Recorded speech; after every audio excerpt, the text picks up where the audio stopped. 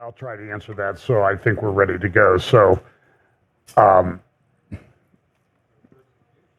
think it's all, by the way, well, I'll answer that question in just a minute. So let's open a word of prayer. Lord, thank you for this beautiful day. We pray that you will bless our time together today and give us some insight and understanding into the things that are going on in the world and how they relate to the soon return of Jesus Christ. Pray that you'll watch over us today in Jesus' name, amen. Somebody asked me a question, and I'm going to answer it just before I forget it. Question was, number of Jews in the United States versus number of Jews in Israel, and will something happen here to, I think your question was to direct them back to Israel? And the answer is, yeah, I think so. I think it's already happening. We see that happening in many countries around the world. The situation is becoming relatively intolerable in many respects. I mean, I watch these riots and protests at universities and in New York and other places. There was an attack recently on a synagogue in Los Angeles where people they started coming after the Jews at the synagogue because they were having a little meeting about buying land in Israel, within Israel, not even within the areas that we'll see a little bit of controversy about today. It was just in places in Israel, and the people went ballistic because they don't think the Jews should belong anywhere. I mean, I see these videos, people putting up like, you guys need to go back to Eastern Europe, you need to go back to Ukraine, you need to... It's crazy, and we'll talk a little bit about today. So today I'm going to title this Turmoil, although as I was sort of playing around with words like I like to do, I sort of came up with this one, Turmoil, because that seems to be appropriate. And we live in this time. Now, a lot of this stuff is going to focus on the Middle East, but the geopolitics of the world are going to relate to this, as we see. And again, it's been a couple weeks since I had done a prophecy update. Pam and I have been a little bit under the weather. I'm not sure it certainly had a cold. We could have had, it was very different this time than it's been any other time that we've had it. This is the prophecy ACLU that I do. It's a grid, acceleration, things prophetically are going to be happening very, very quickly, and they're going to happen more quickly and more quickly. Then there's a convergence, they're all going to be happening at the same time. There's also a logistics aspect that some of the things that we talk about in Bible prophecy, there's things that have to happen before they can be fulfilled. So, for example, there's a lot of controversy over this final Babylon. What constitutes the final Babylon? Is it in Iraq? Is America Babylon, and that sort of thing? And I think that I'm not sure why that. For some reason, my iPad was recording me. Or maybe it was taking my picture, I don't know. But a lot of controversy over Babylon. You want to get into an eschatological fight with somebody, disagree with their conclusion on Babylon. So look, if it's in Iraq, I don't totally reject that. But if it's going to be this great city, commercial city, it has to be built. There's nothing there right now. They're building some things. There's a little bit of infrastructure. But there is nothing that matches up with what the description of Final Babylon is. I'm sorry, it's just not there. And if you use Dubai and United Arab Emirates as an example, that's taken 35, 40 years to build. So if you're saying that, well, all these things are going to happen very quickly, something's going to have to change in the way people construct buildings and cities and that sort of thing, because it takes time. Now, I will acknowledge that one thing, if we look at the pattern of the first Babel, compare it to the second Babel, The first Babel wasn't done when the Lord intervened, right? So the second Babel probably won't be done when the Lord intervenes either, because it's the concept and ideas that they're doing. And then I have a lot of friends who say that America is the final Babylon. That's not a conclusion that I share. I don't totally reject it, but I will tell you, I see some people saying, well, if you don't accept that, God will remove you as a pastor. God will. No, I'm serious. I mean, I got those emails this week. And I'm like, look, the fact that I may not think that America, New York, is the final Babylon does not mean that I don't think that America is under judgment, or that we're not under the threat of potential nuclear war with Russia. Okay, they're separate considerations. I agree we're under judgment. I agree we deserve God's judgment as America, as a general idea, because of what we've brought on the world and what we allow to go on in our culture. But, I reject the notion that if I don't agree with your particular conclusion about what the final Babylon is, that, oh, well, then I think America is okay. That is a silly conclusion that you make. And you should be, frankly, a bit ashamed of yourselves for making that conclusion and leap, because they're not necessarily related. Is that clear? So go ahead, send me your hate mail. But I'm just telling you, the one thing I've noticed too, as we move further down the road on what I think is, this leading to this conclusion, convergence, accelerance, and everything, there's a lot of, the arguments are getting more heated, I guess is the best way that I can say. And I think that's unfortunate. I just don't think that that's good. So again, this is a passage that I use a lot in Daniel 12, seal up the book until the times of the end, and the wise will understand. And it says earlier in Daniel that people will run to and fro. I actually think that it's a picture of people going back and forth through the book of Scripture and coming to an understanding of what things are happening in the end times. And I think we're going to get a clearer picture as we go forward. But until then, I would just encourage that we need to be a little bit humble about some of these things. And again, this is my, and I'll be doing a webinar this week on Israel generally for Overcomers, Nelson Walters Network. I think that's Saturday. But this is my view of the seals, that they sort of increase over time. And even that chart, I think I would revise if I thought about it a bit more. But you're going to see the seals will open, and then now you're going to get into an argument with somebody. Well, the seals have already opened. I'm not sure that they have. Okay, I just think that we have some things that we need to consider there, but they increase over time, and they increase as the others are increasing. I don't think you have the first seal, everything finishes, then the second seal. I just don't think that that's the way that it happens, because these things that happen within each of the seals need to be over time. So I'm going to talk a little bit too about some of the coming together of things, and I probably don't have a slide, so I'm going to say it here at the beginning. This is Ezekiel 38 and 39, and you put up a map like this and everybody wants to argue about the map.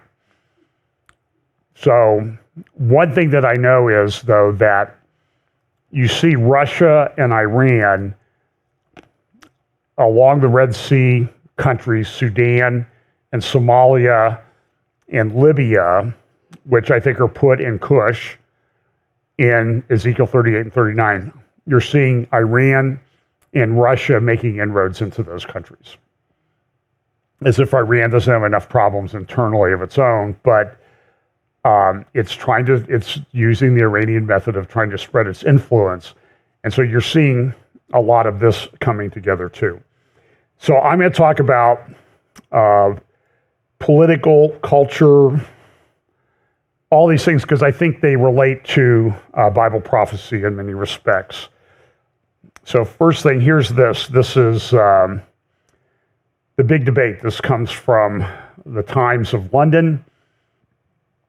The big debate, are we moving too fast to net zero? This whole notion is absolutely insane. That we're going to make everything electric, but we don't have enough electricity. So if you don't have enough electricity, what do you have to do? Probably get rid of people. It's and so everybody's pushing these big server farms for artificial intelligence and data centers.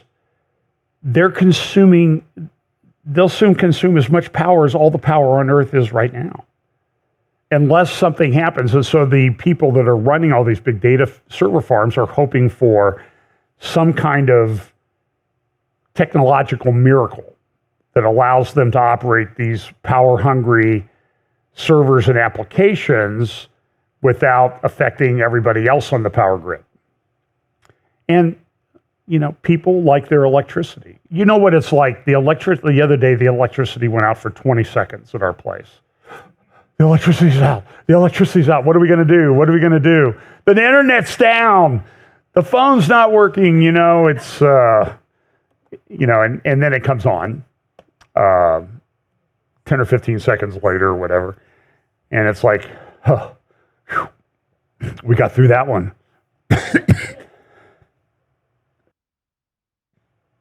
This is an interesting article in the New York Times yesterday. And this sort of shows the insanity, because every now and then, even a globalist agenda, net zero, anti-carbon newspaper like the New York Times has to admit things aren't really the data's not really matching up. And so here, what's the title of this article? The Vanishing Islands That Failed to Vanish. It's sort of like the Obamas buy beachfront property in Nantucket, but the islands are going to disappear. By the way, we know in Revelation that all the islands do disappear, but that comes about at anything. So this is not matching up with the data. I mean, there's pictures of New York Harbor, the Statue of Liberty, from 100 years ago, and it looks like the Statue of Liberty did yesterday in terms of where the harbor level is. And my view, other than I know there's a mid-ocean ridge where sea level is a little bit different because of gravity and that type of thing, sea level is pretty much sea level all over the world. Can we agree on that? Well, then if the sea level is not rising everywhere, then maybe it's not really rising. Land may be sinking, but that doesn't mean that the sea level is rising. So this is a big problem for those people. This is also Hurricane Beryl, who's barreling, I guess, towards the Texas coast and Mexican coast. Earliest Category 5 storm on record. I looked at pictures of some of the islands out in the Grenadines that it had hit, and they're just devastated. 90% of the homes destroyed on some of these islands. And of course, this is going to have an impact on insurance rates and that type of thing. Here's an article on Bill Gates, of course. He's not really worried about AI energy use. By the way, he's bought up a lot of farmland, and he may be the largest farmland owner in the world, in the United States right now.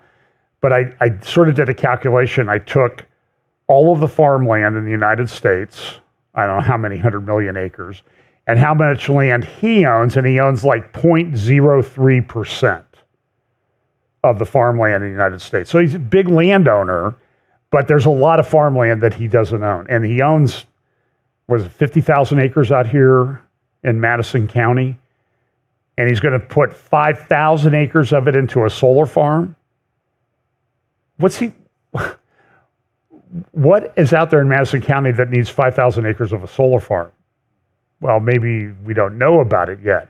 And what Microsoft is doing, by the way, which is the largest artificial intelligence company in the world, they're talking about building small nuclear plants along with its server farms. which I'm fine with. I think nuclear power is fantastic. It would be great if there was more nuclear power in the world. The economy is also, this is kind of interesting cover from Newsweek magazine about the economy. There's a lot of concern about the commercial real estate market and what's happening there. It's a big deal. I mean, the commercial real estate market is in a bit of a meltdown. United States debt is going crazy. So now I'm going to talk a little bit about politics because I think it shows there's a lot of turmoil in politics all over the world. I'm going to talk about the U.S. Supreme Court decisions that I think are very important and that may or may not have an impact on some things related to Bible prophecy. It was a very, very busy week, busy last 2 weeks at the United States Supreme Court. And there's political turmoil everywhere. You may have noticed there's a bit of political turmoil in the United States presidential race. They just had big elections in the UK. They're having elections. I think today they're having additional elections to determine the makeup of parliament in France. And everybody's concerned, is it going to go to the left? Is it going to go right? Is it going to be center left? The center and left going to get together to beat the right back? They had European parliamentary elections recently, and everything is changing. And nothing is going as everybody thinks. And so this was a cover of Time magazine, a proposed Time magazine this week, and all over the world, Financial Times, Times of London, papers in the Middle East, Biden's got to go. He's just not competent. For example, here's Biden's debate debacle leads to Democratic talk of replacement. And it's crazy. It's just insane that people are sticking with him. And 2 weeks ago, remember there were some videos of Biden with the people at the G7.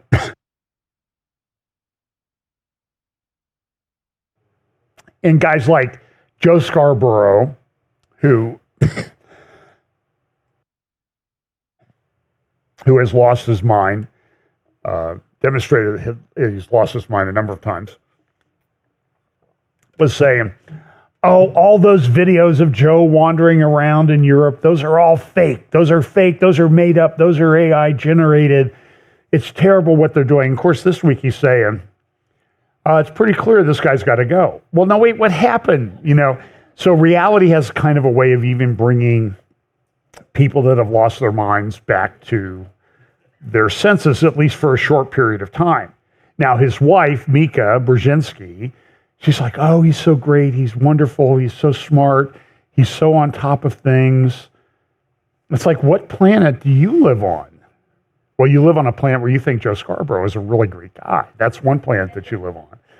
And that's up to, if you want to marry him, that's fine. But what happened at the debate a little over a week ago was pretty bad. And I'll give former President Trump plaudits. He was very disciplined. And he just stood there and let Joe do what Joe was doing, which was melting down. And he really didn't need to do anything. This is The Economist magazine this week on the right. No way to run a country. Even Edward Luce, one of the editors at the Financial Times of London, said Biden's unavoidable time bomb. He's got to go. And Luce is no friend of conservatives or people on the right or anything like that. And he just says, something needs to be done. This is a big problem. So Biden decided, okay, I'm going to do an interview.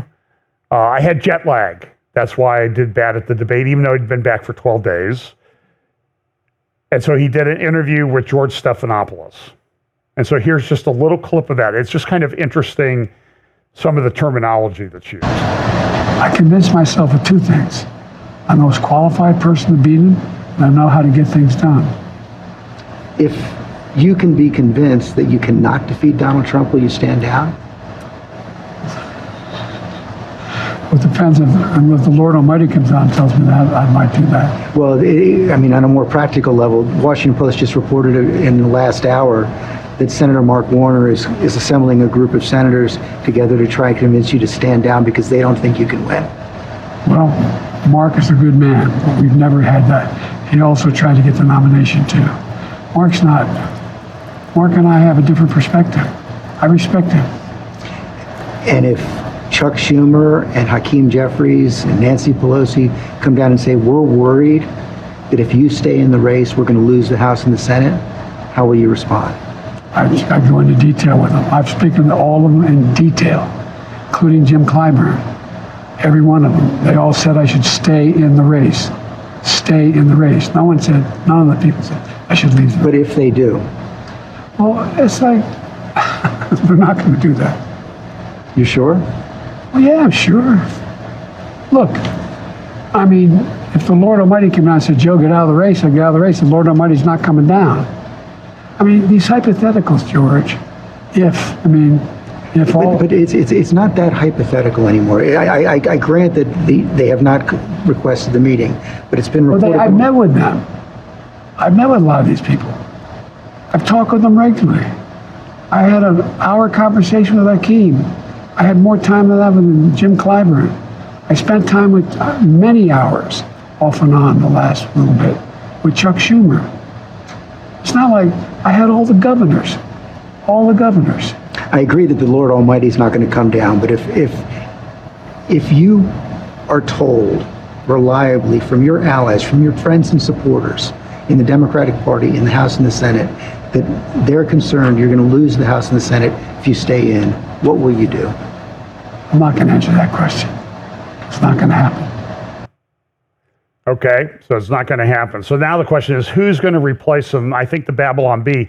By the way, the Babylon Bee is probably going to go out of business because they do satire, and satire has to have some element of truth in it to actually be satire, but real life is too weird anymore.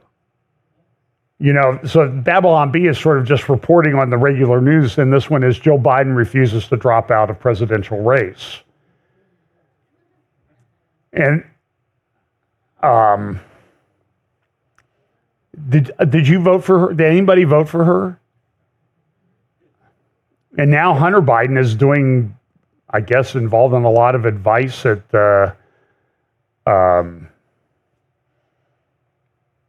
White House meetings. Joe Biden's sitting there with the presidential daily briefing, which is a classified document, and she doesn't have, to my knowledge, a classified clearance. And they're trying somebody else for violating classified documents down in Florida.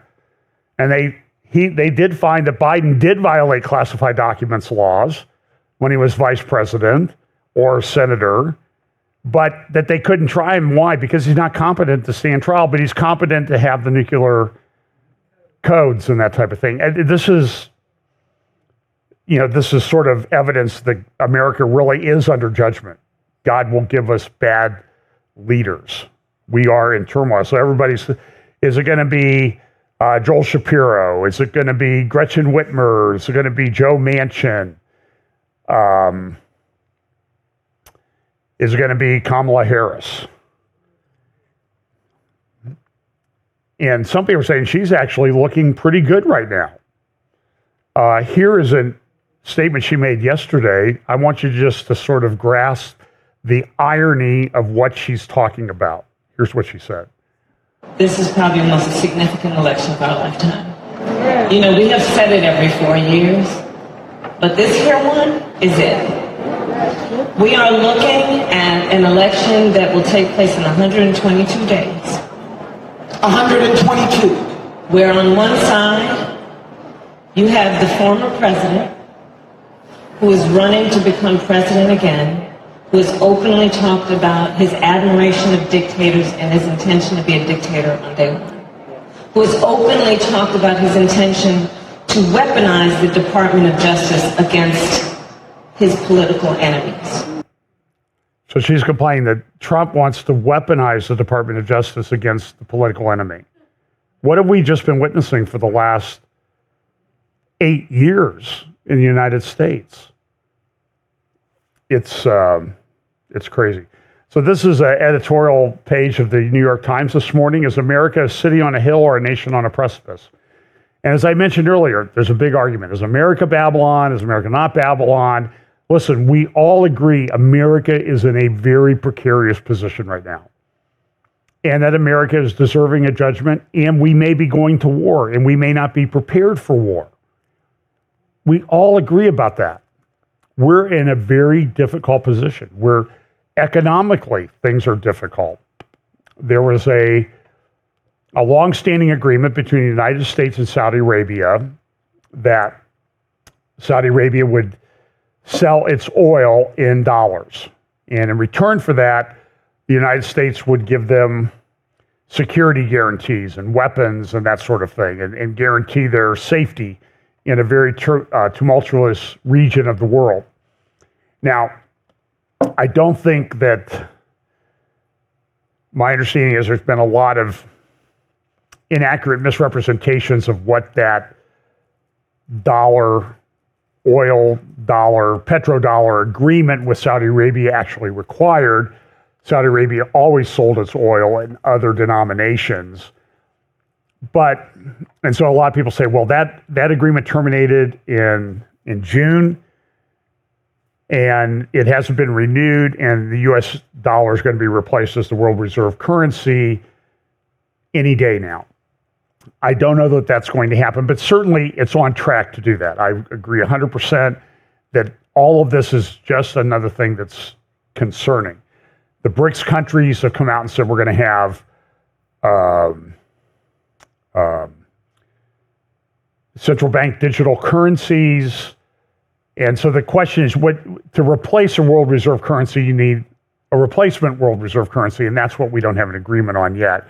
So this could change. It could change very, very rapidly. It could extend over the next year or so. I don't know. I'm not a prophet. I'm just sort of watching it, and I'm just saying, as I see a lot of signs that it's not good, but I don't know that it's imminent, as some people are saying.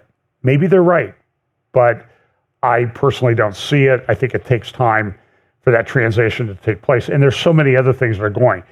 By the way, in the presidential race, a Democratic operative came out and said, hey, what we need to do for Biden is just use AI more to make him look better. And so the New York Times this morning has an interesting AI, can you tell me what's real or not real? So here's the first one. These are 3 images. Which is AI? Is it AI or real? So here's the vote, by the way. Here's the correct answer. That one's AI. The middle one is AI, and this one is real. And by the way, almost all of those leaders there on the right are pretty much gone or close to being gone. And that was just taken a few weeks ago. Shows that things changed a lot. Here's another one. AI or real, AI or real, AI or real. This one, that's actually real. That one's real also in the middle, and the one on the right is AI. And then one more here. What do you think this one is? Biden in the Situation Room, AI or real? That's AI. Here's one in the middle. I don't know who that is or what that is, but it's real. And then, of course, there's The Rock, and that's AI.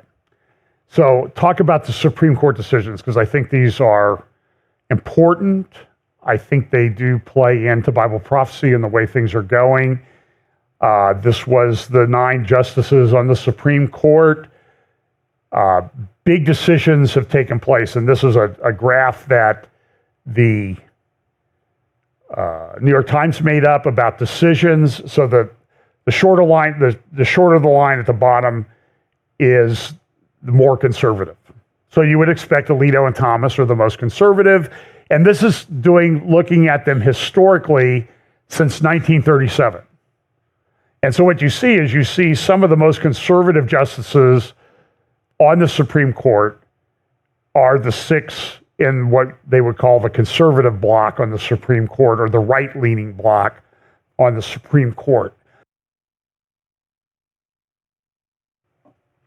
And the other, Sotomayor and Jackson, are two of the most liberal justices we've ever had, and Kagan's not far behind.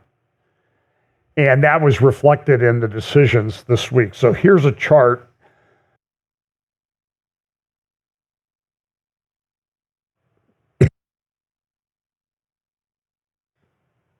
From the New York Times about the decisions on the Supreme Court. So let's look at a few of these. The first one was the Trump ballot eligibility. Remember, they tried to remove Trump from a ballot in a few states, particularly Colorado, claiming that he had engaged in insurrection in violation of the insurrection clause of the Constitution, the 14th Amendment, and they ruled 9-0. You can't do that. All the justices agreed with that. That's probably right. The other decision came out this week, which was on the First Amendment. Editorial this morning in the New York Times, the First Amendment is out of control. I'm not sure what that means, but look at the headlines in the New York Times. So what happened was the social media companies were sued. There was injunctions issued against the social media companies and the government, the federal government coming in and telling the social media companies how to censor speech. So there were injunctions issued. It went up to a court of appeals. They cut the injunction back a little bit. And the Supreme Court ruled 6-3, no violation of the First Amendment. Because the people who were bringing the suit didn't have standing. And my question is, who would ever have standing under these ridiculous rules of the Supreme Court to challenge the violation of your constitutional rights? I mean, somebody goes in and complains about a snail darter not having enough water in California, and they have standing to bring that lawsuit, but you're censored on social media because of government control and government direction, but you don't have standing to sue? It was a ridiculous decision. And even the New York Times, sometimes they bury the lead a little bit. It says here, justice permit Biden's lobbying of social media. It's not what he's supposed to be doing. There's a whole industry. I would highly recommend that you follow a guy named Mike Benz Cyber on Twitter. I think he might be on Getter also, who's covering this. And so the decision was 6-3 against, in my view, against the First Amendment, including Amy Coney Barrett. Very disappointing. Then there was also another case that was 9-0 to kick the things back for further proceedings in lower courts. There's a very interesting, connected with this, there's a technological quarterly put out by The Economist magazine. And this week they're talking about the tools of global spycraft have changed. I want you to listen to a few quotes from those articles. It's a quarterly, so there's a whole bunch of articles. You might be able to get it at The Economist. It might be behind a paywall, but it's very good. And it talks about how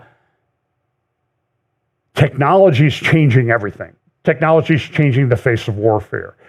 Technology is changing the way data is used. Technology is changing the way one country spies on another. Listen to this. This is kind of an example of what happens. A few years ago, intelligence analysts observed that internet-connected CCTV cameras in Taiwan and South Korea were inexplicably talking to vital parts of the Indian power grid.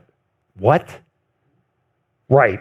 There are people that are tracking this, by the way. There are companies that are making a very good small fortunes tracking all this. The strange connection turned out to be a deliberately circuitous route by which Chinese spies were communicating with malware they had previously buried deep inside crucial parts of the Indian grid, presumably to enable future sabotage.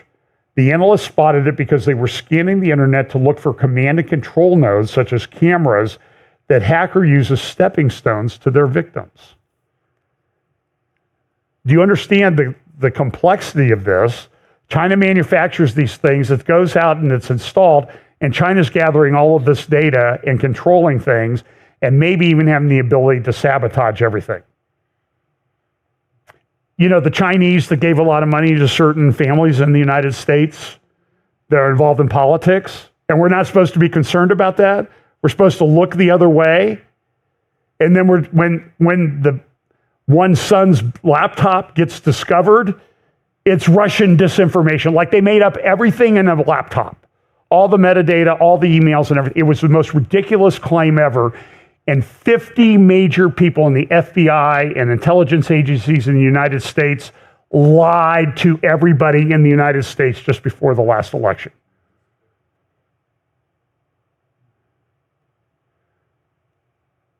And most people forget about it. And that laptop, by the way, was just recently introduced into evidence as Hunter Biden's laptop in court. Did those, by the way, they went to some of those 50 intelligence agencies like Clapper and Brennan, former heads of the CIA, and said, do you want to retract? No, I'm not retracting anything. You know why? Because their whole job is lying to you. And so they're not going to retract their lying. That's part of the government. That's part of the administrative state. More about that in just a moment. So this is the article from the Times. The attack was not revealed by an Indian or Western intelligence agency, but by Recorded Future, a firm in Somerville, Massachusetts. Christopher Alberg, its boss, claims that the company has knowledge of more C2 nodes than anyone in the world. We use that to bust Chinese and Russian intel operations constantly. It has also billions of stolen login details found on the dark web and collects millions of images daily. We know every UK company, every Chinese company, every Indian company, says Mr. Alberg. Recorded Future has 1,700 clients in 75 countries, including 47 governments. What is different today is that digital technology has seeped into every corner of life. There are now 8.5 billion smartphones worldwide. That's about one for every person on the planet. Part of a microelectronics revolution in which the cost of cameras, microphones, GPS receivers, and other sensors has plummeted. As internet's penetration has soared from 35% in 2013 to 67% in 2023, these sensors in phones, computers, cars, and televisions were knitted together, creating intelligence factories in every pocket, on every street, the algorithms and computing powers to make sense of the torrent that grew exponentially more capable and efficient. Said he, as he sat here with his iPad, his iPhone, and his computer, all connected to the internet. And I don't know what else I got. I don't think I have anything else in here. But, and so like the notion of privacy, especially if somebody puts stuff up on social media in the internet, it's like they know where I am. So, and maybe they'll come after me, maybe they won't. If they don't come after me, then it means I'm not that relevant anyway. Which was a lot of your conclusion. But listen, this is where it has some, I'm just kidding, but this is where it has some relevance. These are not merely arcane games of spy versus spy. Hamas invasion of Israel on October 7th laid bare the consequences of intelligence failure. In a world where great power war looms larger, good intelligence can help bring stability. In the Cold War, NATO wanted Warsaw Pact signed it to be of decent or good, notes John Ferris in his authorized history of the British agency, because it helped deterrence. And I'll talk a little bit when I get to the Israel thing, because this is a big deal, because more reports came out this week of massive intelligence failure on the part of Israeli government and defense forces prior to October 7th. And everybody's upset, and everybody's rightly upset. And everybody, by the way, just a preview, everybody wants to talk about what's Israel going to do on the day after Hamas, the day after Hezbollah, the day after this, the day after this. My point is, I agree there's intelligence failure, but the discussion needs to be, what are you going to do on the day before? The day before these attacks occur. We're at the day before with regard to Hezbollah in the north. So what's the proper, so you know what the plan is, you know what they want to do, you know what they're planning, what's the response, and how do you manage that? And Israel's in a very difficult spot, the Institute for National Security Studies. And Israel just has a paper out saying Israel's in a very tough spot worldwide. People hate Israel. Have you noticed a little bit of Jew hatred growing in the world? So what if Israel had done something so they know on October 7th, October 6th, the day before, something's coming. So what do they do? I'm asking the legitimate question. What should Israel have done on October 6th? I mean, it's okay to criticize, right? But criticize with a purpose like, okay, what are we supposed to have done on October 6th? Same way with the United States. We know there's problems coming. So we're at the day before on all sorts of issues with regard to potential war with Russia and China and all these things. So what's the proper response? What do you do? And if Israel had done on October 6th what they've done since October 7th, how do you think the world would be reacting right now? If they had attacked Gaza like they have to prevent October 7th. I'm just telling you, we live in a very volatile, difficult world. And we need to have these discussions, but you just can't, in my view, you just can't criticize, okay, you failed on October 6th to do what you should have done, without telling us what they should have done on October 6th. Does that make sense? And I don't know what the answer is, to be honest with you. It's a very, very difficult thing. But if you think the anti-Semitism in the world is bad now after October 7th, can you imagine if they had done what they've done in Gaza, if they had started that before October 7th even happened? This is a very big issue, Bible prophecy. Okay, back to the Supreme Court. So there was another decision. This is the, let's see, obstruction charges. So that all these people on J6 were charged with obstructing a federal proceeding. The Supreme Court came out in a 6-3 decision and said, you can't charge, that's not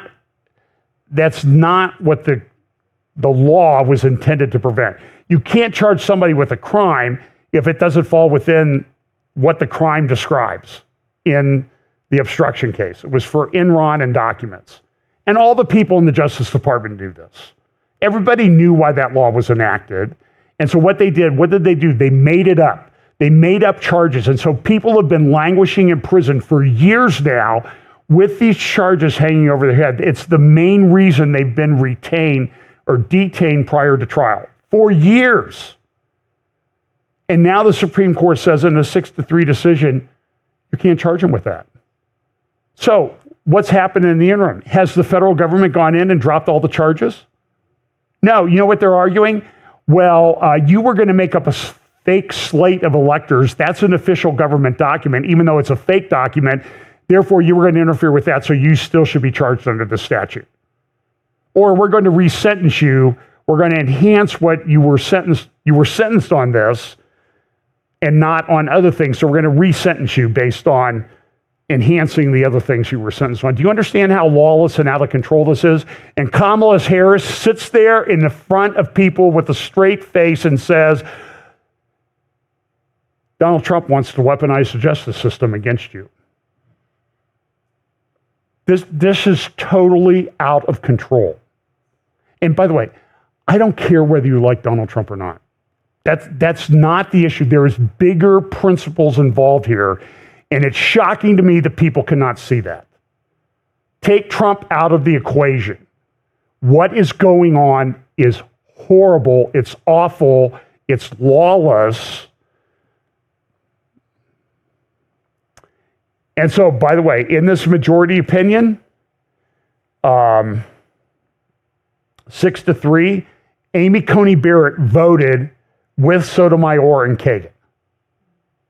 And Mike Davis at Article 3 Project, who does a great job on constitutional issues, he said, Justice Coney Barrett, if you're involved in a decision and you look down she's one of the newer justices, so she sits on the end. If you look down there to your right and you see Ketanji Brown Jackson voting with the conservative majority, Justice Barrett, I don't know how to say it. I said more graciously than he did. You need to pull your head out of your rear end and do your job. That's not what you were sent there to do, was make these stupid votes. Justice Barrett, you're not going to get hired at Harvard. Nobody's going to hire you there. So stop trying to please them. I'm very shocked. She does a great job on a lot of things, but this one, she deserves a heap of criticism for what she did. I hope that that's clear. So that's the Fisher decision. The Supreme Court, this was sort of a preview. For the Securities and Exchange Commission, usually when you have a case or controversy, you get to go to court and a judge in the federal system. But what the SEC did was they were given enabling legislation. They said, well, we're going to make up private judges. We're going to make up private SEC-only judges. And the Supreme Court said, you can't do that. You don't have the power to do that. You're not allowed to do that. You have to act within the confines of the Constitution. And Congress just can't say, hey, agency, go ahead and make up a bunch of stuff to implement what we're too lazy to put into legislation. You can't do that. And so that led to this decision, Loper Bright, which was a decision, again, 6-3, and Justice Barrett, she got this one right, said, listen, there was a doctrine called the Chevron Doctrine, and I hope to have a conversation with the Bible prophecy aspects of this because it relates to technocracy, which is the main thesis of my friend Patrick Wood. His view is that the technocrats have been at this for a long time to try to put technocrats in government. That was Brzezinski, that was Kissinger, that was Columbia, that was the Dulles brothers. They've been at this for a very, very long time to control everything through unelected technocrats. That's what they wanted to do. So what happened back in 1984 during the Reagan administration, in a 6-0 decision, thing came into, and by the way, this was Rehnquist and O'Connor, who had been appointed by Reagan. It wasn't a Reagan court. It was, the people before Reagan who had appointed Nixon and Lyndon Johnson and those type of people, and people before that had appointed people that said Congress can enact a law and they can be kind of fuzzy as to how it's supposed to be implemented and give the authority to these unelected bureaucrats to decide how this law is going to be implemented. It was called the Chevron Doctrine. My thesis, and I want to confirm this with Patrick Wood, is that was the legal part of building up the technocracy, the administrative state, the deep state, the bureaucracy. The legal aspect of that came from Chevron. I don't know, do you agree with this, Bill, that I'm kind of on the right track? That this was sort of what led to the explosive growth of the administrative state over the last 40 years. Now, Justice Roberts comes in a great decision and says, Chevron is overturned. This was a case, Loper Bright, where they were fining these, I think, fishermen $300 a day. It wasn't provided for in the legislation. The administrative agency said, well, it would be good to put a $300 a day fine in on these fishermen if they're doing something that violates how the law should be implemented. And the Supreme Court said, you can't do that. That's unconstitutional. That the agencies the Congress has to enact specific laws. And the law books are full of these federal regulations that come from unelected bureaucrats. And so what's happened is, it'd be interesting to see satellite maps of the DC area over the last 40 years and the explosive growth. I mean, it's like 3 of the 5 highest per capita incomes in counties in the United States are in the DC area. Part of that is Chevron doctrine that allowed the federal agencies carte blanche to do pretty much whatever they want. And now the Supreme Court has come in, and so this is kind of a blessing, I think, saying you can't do that. Now the question is, how is that going to be implemented? And it's going to be implemented in such a way that the government's going to back off regulating a lot of things that they shouldn't have no business regulating. Now, there's probably a way around it, but I'm not going to suggest it. It's actually a pretty easy way, but I'm afraid that somebody in Congress might have a clue, and they'll figure out how to I think it's a fairly easy workaround, but for the most part, unless Congress enacts it, the federal agencies are not allowed anymore to do that. That should have a big impact, but this is going to take, and I don't know where we stand on the prophetic clock exactly. So this is going to take 10, 20, 30 years to implement in a reasonable fashion. And I don't know if we have that much time. So I want to talk to Patrick Wood about that. And I don't know if any of that made any sense. It makes, I will tell you, sitting in my basement, it makes perfect sense to me what I just said. Because this is a big deal from technocracy, and I do think Patrick Wood is 100% correct. Technocracy is a very big deal. So what's the impact of the Loper-Bright decision overturning the Chevron doctrine? It's a huge, huge deal. In terms of an earthquake, it's a 9.8 earthquake on the administrative state, in my view. Now, is it a 9.8 earthquake in the middle of the ocean or in the middle of Capitol Hill? That's the question. And or the administrative agencies around DC. I think it's a big deal. Now, the next decision was immunity for former presidents. 6-3 decision. They said that, so by the way, some of the Trump charges on J6 are going to go away because of the earlier Supreme Court decision we just talked about. This one also said, does Trump have immunity? And the Supreme Court didn't rule as broadly as I think former President Trump would have liked them to, but they did say for official acts, there's immunity. That fall within your core constitutional powers. You're immune from doing what you do. And that's a good thing. That, by the way, that applies to all presidents. That'll apply to Joe Biden. It'll apply to Barack Obama. It'll apply, well, I don't know if Joe Biden really would qualify because she's not the president yet. She's just acting like it. But, so this was a good decision. It was very well thought out, very well reasoned, and it led to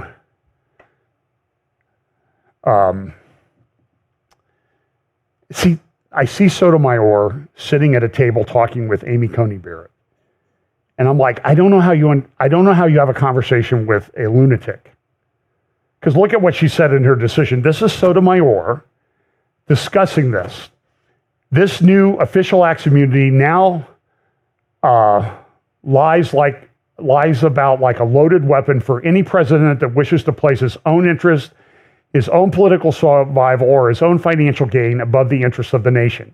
That's just a bold-faced, outright lie. She's a lunatic. Appointed for life, too. The President of the United States is the most powerful person in the country and possibly the world. When he uses official powers in any way under the majority's reasoning, he will now be insulated from criminal prosecution. Orders the Navy SEAL team to assassinate a political rival, immune. Organizes a military coup to hold on to power, immune. Takes a bribe in exchange for a pardon, immune, immune, immune, immune. She's crazy. By the way, do you understand how, there's a book you should all go read. It's by Paul,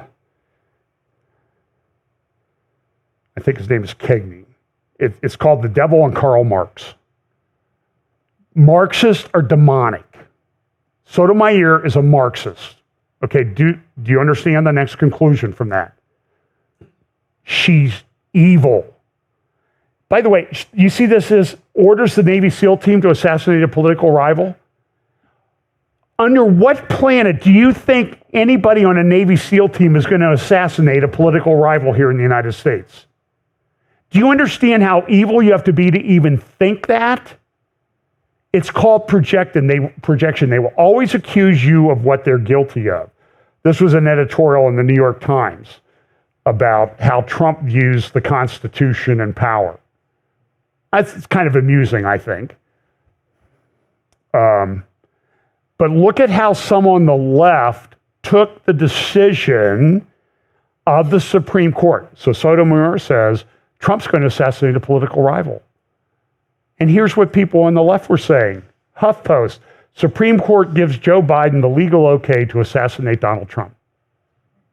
Do you want, I know you're looking at this like, what? Do you understand how evil these people are? They will always accuse the other side of being what they are. Just like Kamala Harris. He's going to weaponize the justice system. Oh, from somebody who's in an administration that's weaponizing the justice system. And like I said, take Donald Trump out of the equation. We're in very, very, very, very big trouble. I need to add one more very, very big trouble.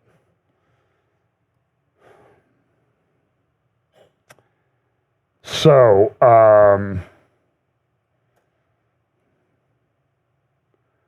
so there are other, let's see.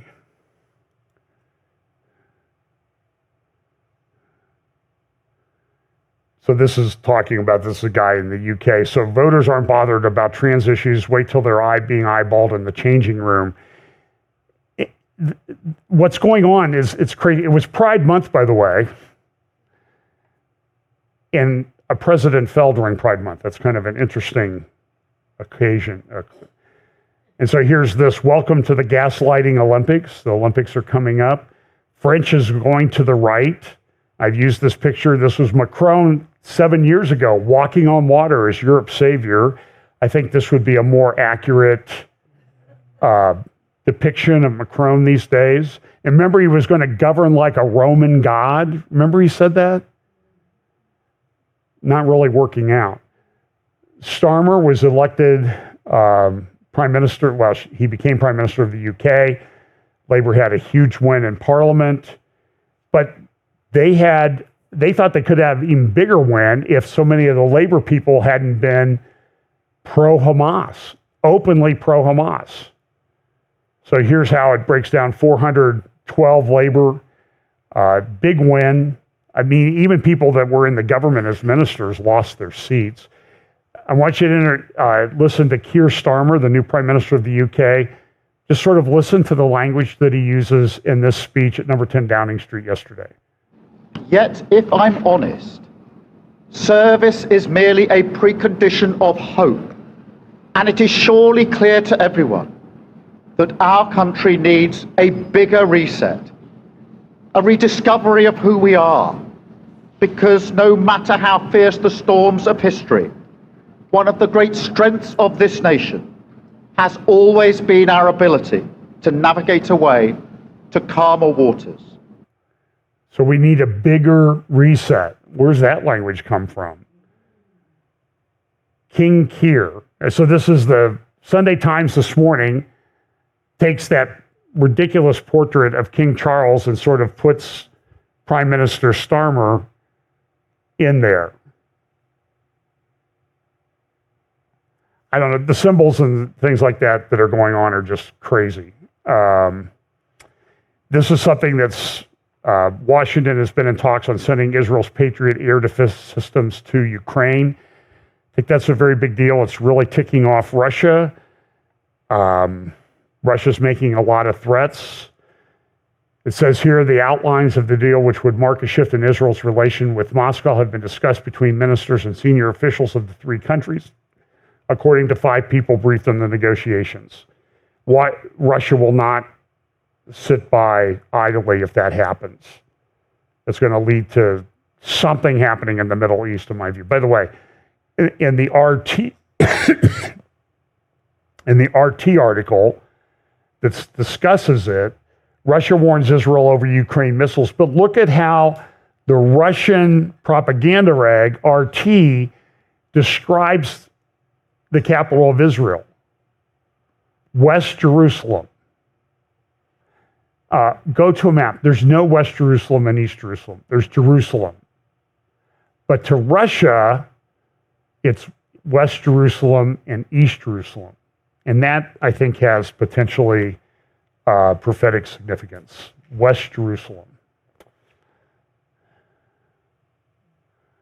This is Israel Katz, the foreign minister of Israel, about a week ago, talking about Nasrallah is bragging today that he photographed the Haifa ports, which are operated by huge international companies from China, India, and is threatening to damage them. We are getting very close to the moment of deciding on changing the rules of the game against Hezbollah and Lebanon.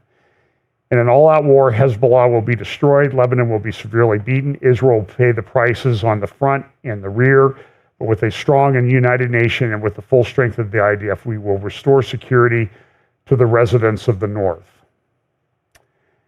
So this is a big deal. There's a lot going on in Israel. The Houthis continue to attack. Now they're using kamikaze boats. Anti-Israel demonstrators at the Biden-Trump debate. They hate both Trump and Biden.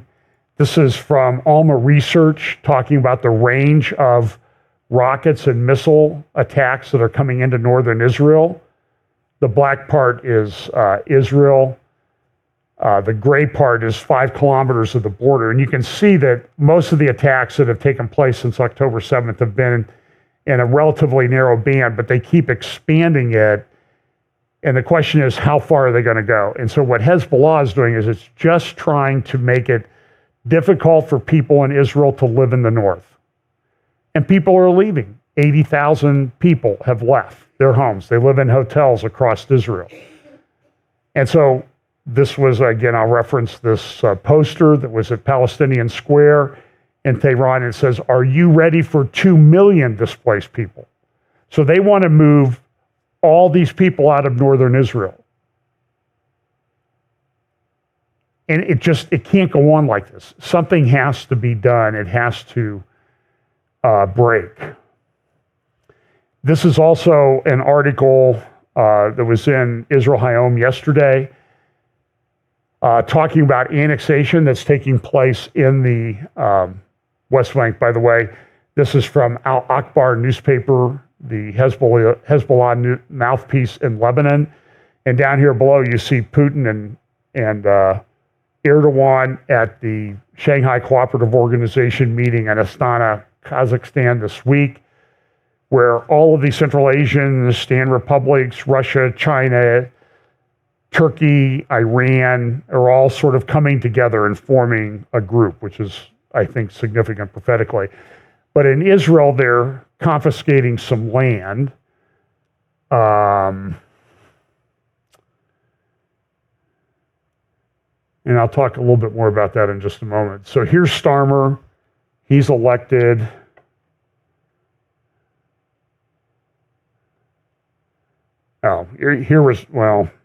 This is a question that was asked. The polls in the U.S. clearly are weighing on the ceasefire talks in Israel. Trump and the White House will give Israel what they need to finish the job. And David Wormser, who is an advisor in the Trump administration, said that would be a mistake. Trump won't take kindly to Israel's dumping this unfinished problem on him after dithering for over a year. It will erode respect for Israel among Americans as well, too clever behalf. And he says this is a bad gamble to take. This is the new justice minister in the United Kingdom. Free Palestine. She's a Labor. She's going to be the justice minister. So factor that into all of this. And this is British police. This is an anti-Iranian protester outside the Iranian embassy in London. Protesting Iran. A wicked, evil, murderous regime. And what happens to him? This is out of control. He gets arrested and taken away. Gets put in handcuffs. What are you doing? Adults. Why are you telling you, you're being recorded. You are swearing. I'm not swearing anything. And now you'll see this big guy come in and kind of try to block everybody. from taking pictures. Here he is. Why are you arresting? No, you don't need to take a picture of that. Try to get through this big black coat here. Great. This is Fourth revolution Cardinal terrorized Pagano by Klaus Schwab. of And the Catholic Church. He's been excommunicated, and I won't play this whole video, but this is a video of him recently saying that Pope Francis is trying to destroy the Catholic Church. And so now Pagano's been excommunicated. You can't say that. Back to Israel. Israel has major problems on its northern border. For example, here is the border communities, Gaza, and along the Lebanon border on the left that are not occupied right now. 123,393 displaced Israelis. 300,000 reservists called up. Rockets fired into Israel, 19,000. IDF deaths are 679. Hezbollah's lost 330 in Israel. And here's part of the problem. This is an old map that was done a few years ago. This is southern Lebanon, northern Israel. Southern Lebanon, those lines are all what they believe to be tunnels by Hezbollah. This is going to be a huge problem. So, for example, you have all these people, you have 120,000 Lebanese that have moved out of southern Lebanon.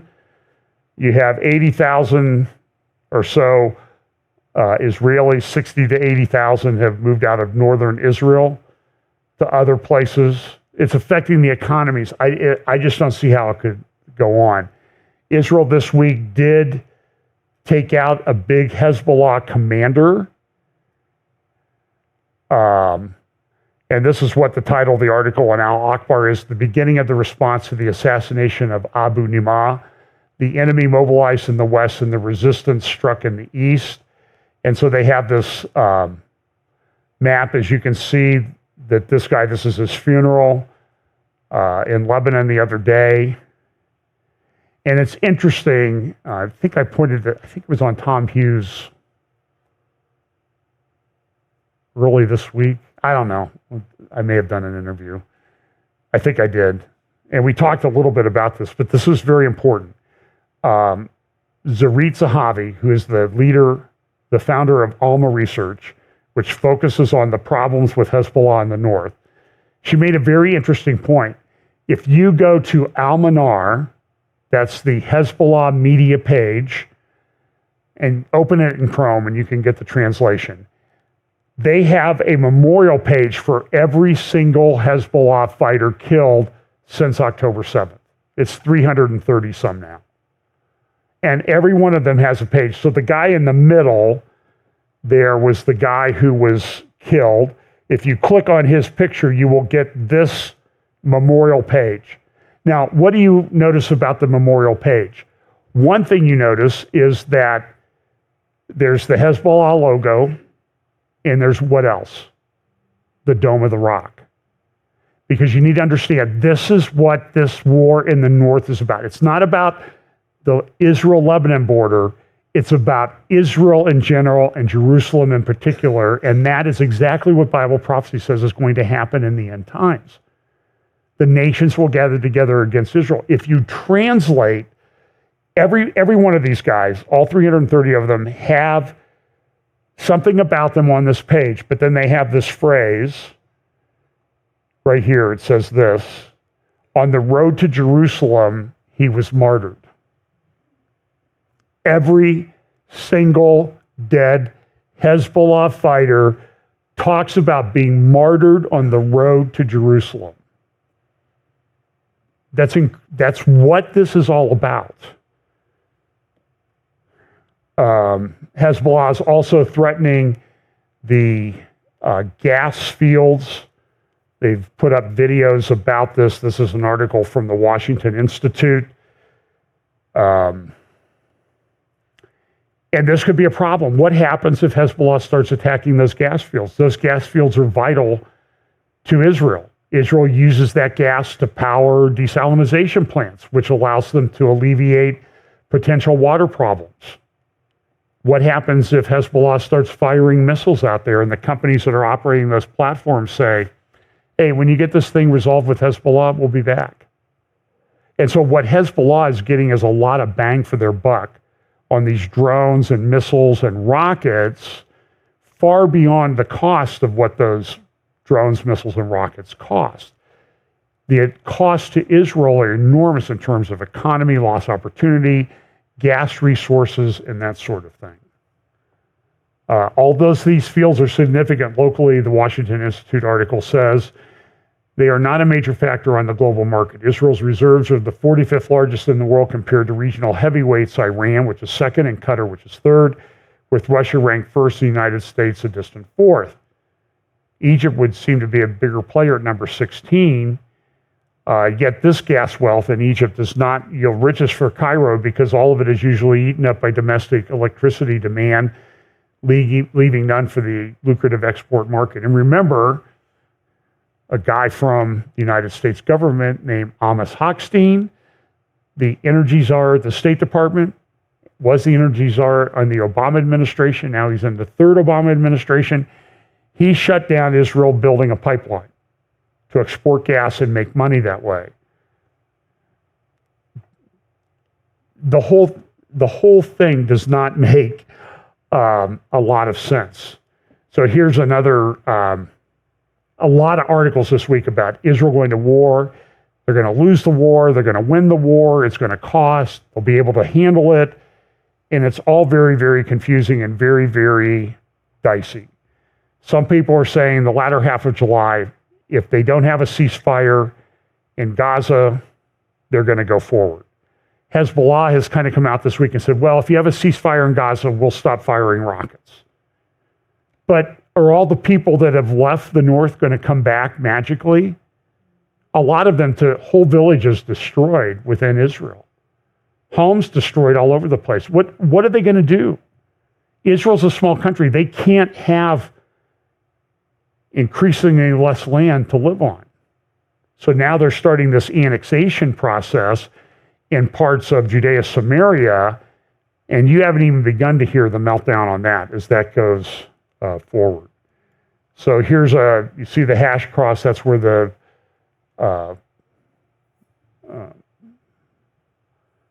things are done. And this is the problem, that this is missiles. This is Israel's ability to fire missiles into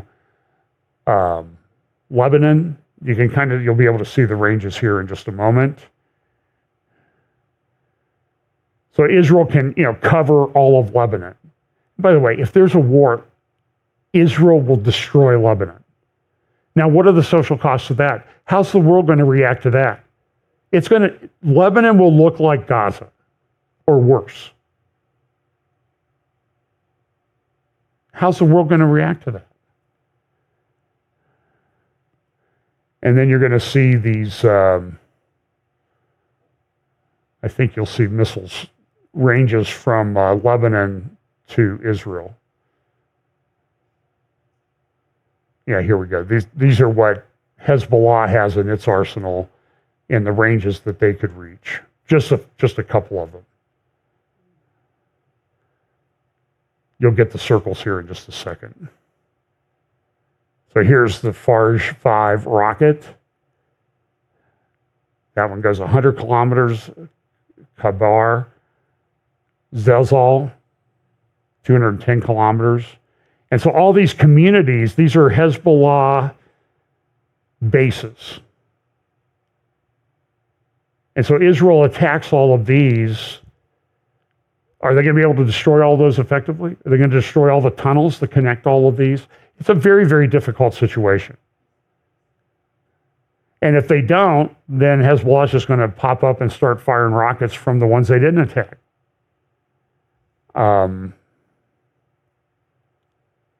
Look, I think Israel ultimately prevails, but this is not going to be easy in my view, by any stretch of the imagination.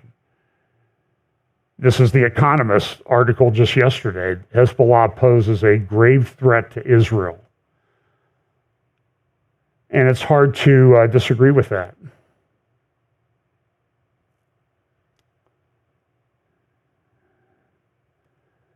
So this is a Saudi newspaper saying, well, we're going to get some kind of agreement in Lebanon. If we get a ceasefire in Gaza, we'll get an agreement in Lebanon and there'll be peace. And actually, I think that might play into Bible prophecy. If you look at Psalm 83 relative to the Abraham Accords, one area that doesn't seem to fall into place in the Abraham Accords yet is southern Lebanon, Tyre and Sidon. But if there's a war and Israel deals with that problem, or there's a ceasefire, that area may come into the Abraham Accords. Very, very difficult. This is areas of dispute along the border. There's about 13 of them. One is Sheba Farms, which is really the Golan Heights up around Tel Dan. And Amos Hochstein, he's running around saying, we'll just give that to Lebanon. Give it to Lebanon, it's no problem. Well, wait a minute. It's strategically very, very significant. Hezbollah is not supposed to be south of the Litani River. Nobody's ever enforced that. Nobody ever talks about that. And while it's 18 miles, in some places you can see over here near Kiryat Shimona and Metula, it's only about 2 or 3 miles. So how are they going to solve that? This is the Houthis. They're putting out videos saying, look, this is what we're going to do in Israel when we get the chance.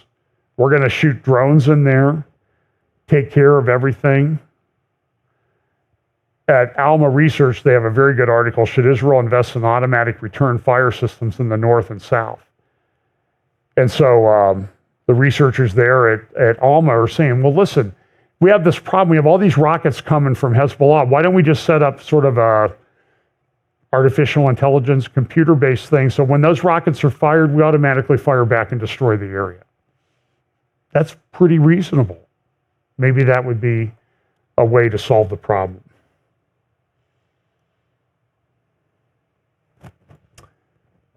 Let me see here. This is an Arab policy report, and essentially this says the confrontation between Hezbollah and Israel and the possibilities of an all-out war. And it just says, look, it appears that all-out war is inevitable.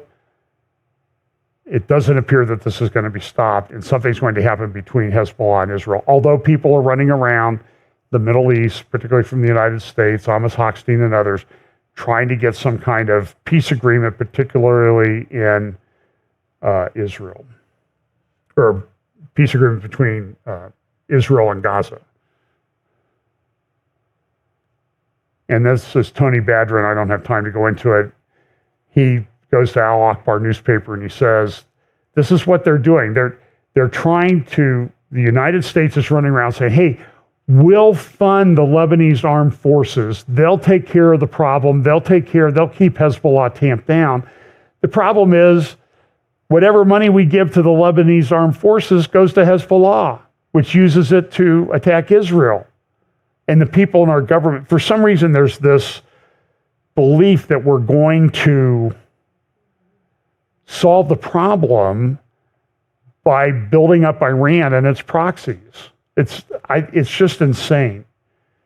Seth Frantzman has a good article, in the North, no place to run, no place to hide. And so the question becomes, what does Israel do? And again, I mentioned this earlier, the IDF probe comes out and says, listen, people missed things on October 6th. They had warnings. A lot of people knew, and people were told to stand down, or people were told, no problem, ignore it. You don't know what you're talking about. And we know what happened on October 7th. But then the question again I would ask is, if you know what happened on October 7th, then what do you do the day before? Because you're facing the same situation in the North. The Hezbollah battle plan in the North was what Hamas did. So now you've had a preview of it. So now you know Hezbollah wants to do this, coming through tunnels and everything. So what do? Now you're on the day before what happened on October 7th. And it doesn't seem to be a question a lot of people really want to talk about, because this is from INSS, Israel on the dangerous path to international isolation. And it's bad. It's very, very bad. So the question is, what are they going to do? Are they going to be a peace agreement? Are they going to give up that green area in a two-state solution? It would be insane. And then this. They elected a reform-minded, moderate candidate in Iran. How many of you believe that's going to change things?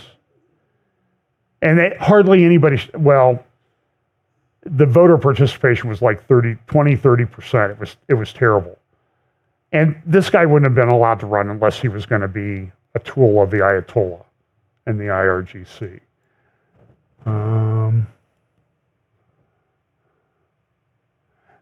Well, let me finish with this because I've gone on long enough. By the way, I preach first hour if you want to catch that on the YouTube channel. Let's close with this. Dumasani Washington, who I was privileged to interview a couple months ago about the Tucker Carlson interview with Munther Isaac. I have a lot of respect for him. I think he understands Israel, the United States, or Israel and the church. And he tweeted this the other day. Dear young people, you're witnessing one of the most dangerous results of replacement theology. The Bible explains that as the time of Messiah approaches, a global confederacy of nations will come against Israel, not Israel as a metaphor for the church, the literal physical nation of Israel, the land and the people. This is happening in your lifetime, but many have been deceived by false teaching. Don't be deceived. And this is right. And when you look at the prophetic scriptures, by the way, there's this theory that Israel's just a bunch of fake Jews. They're not real Jews. You've heard all these arguments and claims. And I look at the prophetic scriptures, and it doesn't say that God's bringing back fake Jews into the land of Israel in the end times. That's not what it says. And so Dumasani Washington is exactly correct. And I found this clip, can't remember exactly where it came from. It says, several months ago, I spoke at a conference in Florida attended by nearly 4,000 Jewish teens. A panel moderator asked, what gives me hope? I was going to say 4,000 Jewish teens, but I was fourth on the panel, and the other panelists already mentioned it. I had a sudden flash and realized what gave me hope. I imagine myself in conversation with my great-great-grandfather. And I say to him, there is some anti-Semitism at Harvard. And he responds to me in shock, there are Jews at Harvard? And I say, yes, but some of them hate Israel. And he says again in utter surprise, there's an Israel? The world's very volatile. This is Putin with one of the most evil men on the planet, Baby Kim. By the way, I think I've used this map before. You can find it on Google. There's a whole Wikipedia entry on it. The area of North Korea, you know what historically it was referred to as?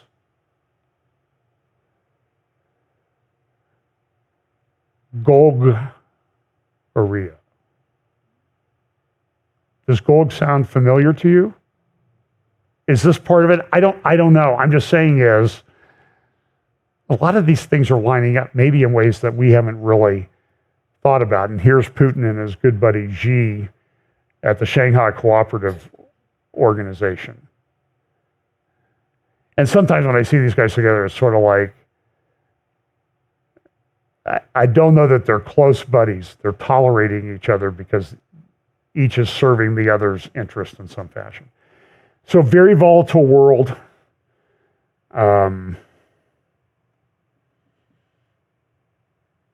know Jesus is coming back. Talked about that first hour. He'll make all things new. That's what it says in Revelation. And we look forward to that day. So crazy world. I have no predictions on what's going to happen. I'm just saying I just think we're going to be in turmoil for some time. But you know what? I don't sit around and worry about it that much because I have great hope. We all have great hope if we're believers in Jesus Christ. That's where our hope lies. Let's pray. Lord, thank you so much for your word. We appreciate the blessing that you gave us by giving us Bible prophecy so we could make sense of some of the insane things that we see going on in the world. We pray that you'll give us wisdom, help us to understand, help us to be part of the wise in the end times that will understand and instruct many. Bless us this week. Give us opportunities to share the gospel. In Jesus' name, amen.